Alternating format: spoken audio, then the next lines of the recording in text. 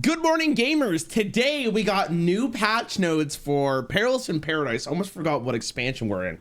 This is a really big deal because we've had about 2 weeks or so for them to really figure out what nerfs they should be doing to the metagame.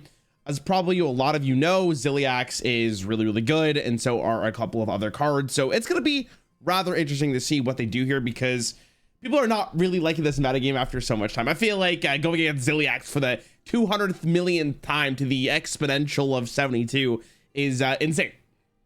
So let's see what they have to say. Since the launch of Perilous in Paradise, we've been happy to see a lot of evolving strategies, but we think there's still room for more new and interesting cards to get a chance to shine.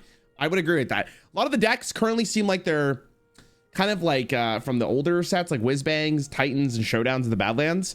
So hopefully some Perilous in Paradise cards get to really shine after this change. Our main goal with this patch is to add more competitive options for Perilous in Paradise. We're doing that by curbing a few cards that are showing up too often, Zelc, and by buffing some new cards that have some room to improve. We'll see how the meta reacts to these changes, and we'll make further adjustments if needed in about 3 weeks.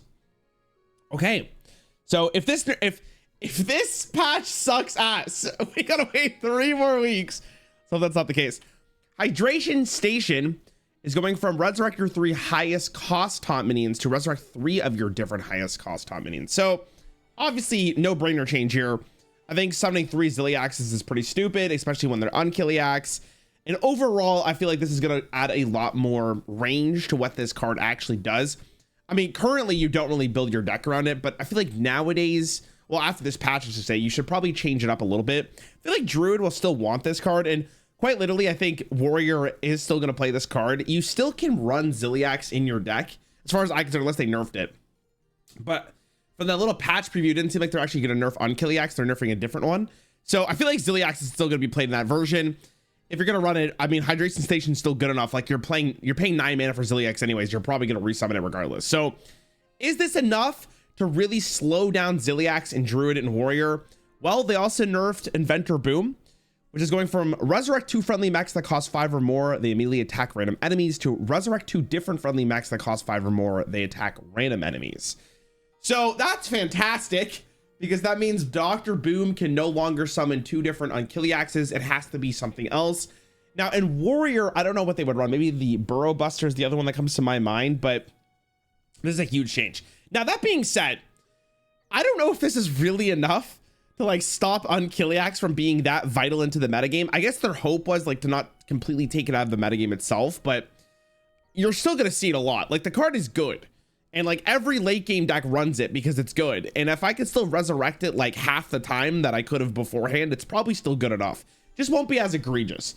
But I don't know how much this really opens the metagame. I'm kind of curious to see what you guys think down below. I guess we're gonna see later today and across the weekend, but I'm not that optimistic on this, sadly. All right, what's the comment here?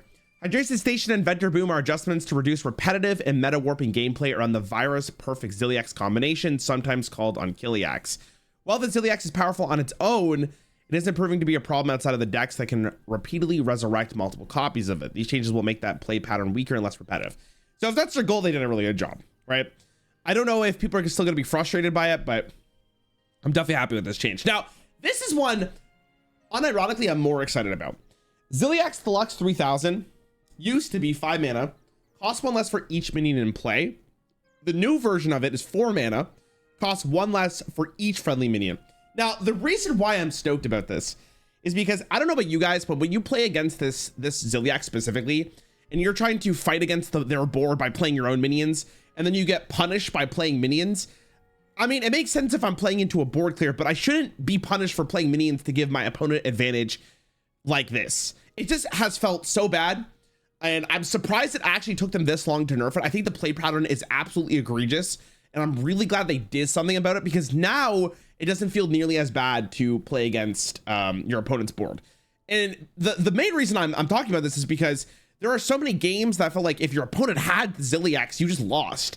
And there's nothing you could do about a board-centric deck winning against you if they had Zelc, because you didn't have your own, or you don't have a way to remove Zelc, so you just lose the game. Wasn't a huge fan of it. Love this change. On the other hand of the spectrum, the ticking pylon Zelc combination has continued to be very popular in more aggressive what is wrong with me today? Board flooding decks. Perils of Paradise added some great board building cards, and now the Ziliax is a bit too much of a good thing. This change makes the card a little less powerful in those decks, and also shifts the play pattern so that Ziliax no longer pushes other board-centric decks from fighting back on the board. Basically what I said. Honestly, feel like it's a really smart change. Should have been earlier in my opinion. Great change. All right, Lamplighter is getting nerfed from a 3-mana 3/2 to a 4-mana 4/3. Obviously, the stats are going up, but like the mana here is a big deal. Now, as someone who is a good elemental mage player for hitting legend with it before they did this change, I feel like this is actually probably okay. Yeah, it's 1 mana delayed, and it's less likely you get to go bounce. You can't really do it in a mage if I'm thinking about it now in 4 mana. So let's say you play the Aqua Dude, so the first one's 2. You play this 2, you bounce it back up. That's already 6 of your mana. So you can't play a 3 in 1 turn unless I'm doing the math wrong in mage anymore. But most of the time that doesn't really matter. I often only have to do that against like the Unkiliax warrior decks. So I think this is still very good. The thing about this card though, it was like, if I go look at the, I'm not trying to defend this card. I don't really care. People are gonna be like, Ren, you're just saying this so you have more validity for your like legend challenge. I don't care. You go look at legend top 1000 here, like elemental mage is like bottom of tier 3 now. And I don't even know where the elemental rogue deck is. It's also in tier 3. I guess if we go to like legends specifically, elemental mage does go up, but the deck isn't as good as it was when it first like popped up. So I don't know if this nerf was really necessary. I guess they're a little bit worried that without like Unkiliax in the metagame, this card's going to be a little bit too strong, but mage specifically, I think is going to be okay. Now the rogue version of this, I'm not sure, because nerfing this to 4 mana is still very like bad, because now at 3 mana, like at 3 mana when you shadow step, it costs 1, so you can work with Sonya. Now it doesn't really work like that. You have to kind of set it up with the 5 mana, reduce your next card by 3, which is a little bit more setup, and it might require a lot more effort. And I just don't know if we're gonna have the time to really do that anymore. So I feel like elemental mage will be okay, but I'm not sure about rogue. Rogue might be cooked. It's probably good to change this. I'm not really sure if it was needed, again, in my opinion, but we'll have to wait and see. With more board-centric decks being allowed to play, because they nerf both of these, I feel like Lamplighter is not going to be as powerful because you're going to have to focus more on the board, which is like the biggest problem for Elemental Mage. If you lose board, like it's fucking over. So we'll see. We'll see how much that really matters. I think it might have killed both decks, though, now that I think about it a little bit more. Concierge is going from 3 mana to 4.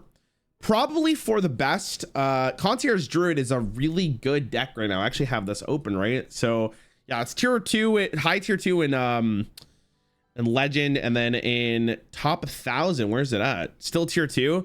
So by nerfing it by 1 mana, it's probably very important so the deck doesn't just run the metagame. People have been saying that they've been seeing it a ton in top 1000 legend. So I'm more about this. I would have probably preferred if they just wrote your cards can't cost less than 1, because the only real problem with this is like, or at least what it feels like is the chalice from mage with druid. Maybe they tested it and thought it was bad, but this is fine. It's probably for the best. Chia Drake's also getting nerfed, so they definitely want to make this card, the whole deck, like just not as popular anymore, which is probably for the best.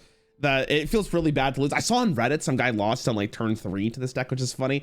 Now I could be wrong, I don't remember, but I feel like this is how the card was printed and then it got buffed, so it's funny. It just goes back to what it was originally, which makes a lot of sense, of course. Let's see what they have to say. Concierge Dragon Druid is a deck that can follow up early tempo plays with lots of burst damage from hand, sometimes a little too early in the game. The deck is very powerful, but we like that it's a new deck and that the metagame has been adapting to it. Instead of folding, the changes slow down the deck's early combo turns a little and weakens mid-game plays, but maintains the basic play pattern of the deck. These changes aren't enough. We'll make further adjustments in our next balance window. Okay, so all of these are for... yeah, so for 3 weeks, I have a feeling these were going to matter a lot, but they're also doing a lot of buffs, which is cool. So let's see what we got. The Rye Cleaver is going from 7 mana and a 2 mana sandwich to a 5 mana base weapon and a 4 mana minion sandwich. Now, I'm not really sure how good this will be. I think the problem generally with the Rye Cleaver is that you're just throwing down a bunch of stats, and if that doesn't happen early enough in the game, I'm not sure if that's going to be really relevant. So I guess best case scenario now is you play the Rye Cleaver, you play the card that draws all your minions afterwards the next turn, and then you play your minion sandwich in the same turn. I'm not really sure if that's going to be good enough against a lot of decks. Some decks you might just win. It's just a big meatball. It's a meatball sandwich almost, right? It's better, I think, because you got it down earlier, which I think matters a lot, but I'm not sure if it's really for the best if you want to do it like this, but we're going to have to wait and see, right? Ranger Gilly. What is this? Why are they doing this? Man, Ranger Gilly is such a strange card because in 2024 Hearthstone, it looks like it shouldn't exist, but here it is. 5 mana for a 4/6, and you get a vanilla 2/3 croc at the end of your turn. And then if it dies, you get all your minions in your hand +2/+3. I feel like that's not doing anything. Again, you're probably just doing this so you're more likely to not have this card sit in your hand. Sorry. Probably still really bad. Surprised that this is what the buff they went for because Hunter's not doing very great right now. There's a lot of other cards I would have decided. I guess Hunter gets better for this too, but I'm not really sure. Okay. Razzle Dazzler, 7 mana to 6 mana. What does this card do again? Summon a random 5-cost minion, repeat for each spell school you've cast this game. So again, it's just another big meatball, I guess. I don't know if this card's really being played in anything right now. Let me just take a peek real fast. I don't think it really is. So maybe they want to push this more because there's like a cool archetype that they printed, but I don't know if it's really that relevant. I think in Arena, this card might go insane though, right? Well, we'll have to wait and see. Natural Talent goes from get a random Naga and a random spell that costs 1 less to get a random Naga and a random spell that costs 2 less. So you get 1 mana back, but they're random Naga and spell, and you may not even get the mana back because sometimes Nagas cost like 1. I mean, I don't really care about this, to be honest. Sure, I guess this is a Naga, so if you get this Naga, you're pretty happy, I guess, but overall, like, whatever. Buttons goes from an old 5 mana 5/5 to a new 4 mana 4/4. I don't think I've seen Buttons get played once, but I also just feel like the Death Knight deck does not really need it. You never really want to lean into Shaman, but maybe now that Razzle Dazzler is better, you might go for it. But this could be like 4 mana draw 4, right? Which in Death Knight might be very, really relevant. I'm not too sure about this change either. Cruise Captain Laura is going from 7 to 6. See, it's funny, like I was saying before the expansion came out, like 7 mana for this might not be that bad because it's in Druid, but obviously Druid's just doing better stuff. I feel like at 6 mana, it's still not getting played. Like, it's fine. Do we need this in Druid? Probably not. Unless Druid tries a different strategy here. Maybe it actually goes in a highlighter Druid now. But I don't think anyone cares. Tsunami going from 8 mana to summon 3/3/6 water elementals that freeze. They attack random enemies to a new 10 mana summon 4/3/6 water elementals that freeze. They attack random enemies. Wow, that's a lot of elementals. 4 element. Okay, so this change is very interesting because it's a buff and a nerf, but it's a buff for mage, but it's a nerf for druid, which is probably for the best. Also, I guess with chaotic tendrils now, there's like another 10 cost spell that feels pretty good. It's not as good as Sunset Volley was, but it's something to think about. It's probably going to be okay with mage. I don't know if this makes big mage good enough, but I hope it does. I really like playing big mage. It feels kind of fun. All right, Service Ace going from a 3 mana to a 2 mana 2/3.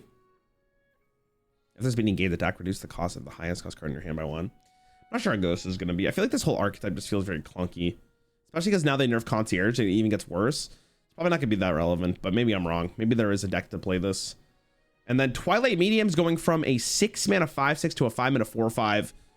Set the cost of the top card of your deck to 1. It's funny. I know these cards are in the game because they're just in the newest expansion, but I don't see any of these ever being played. 5 mana for this. Scary, man. Could be really, really good. We'll have to wait and see on that one too. I'm not sure how Priest is really doing currently in the metagame. I don't see it that often other than like, what's that dragon called? The 5 mana dragon from Whizbang? I can't remember anymore. It's going from 2 mana to deal 3 damage to a minion to deal 2 damage to your hero, to 1 mana to deal 2 damage to a minion, 2 damage to your hero. That's way better. 1 mana to deal 1 less damage instead of 2 mana to deal 3. Probably way for the best. Yeah, 100%. Is this good enough for whatever archetype they want? Like, does Demon Hunter want this? I'm not really sure. Could be really, really good though. It's a lot of tempo.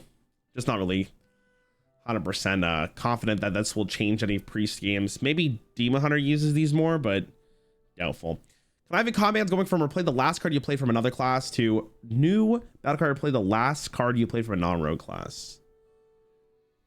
Okay, so this feels way better for Paladin than it does for Rogue now, and I think that's exactly what they were going for.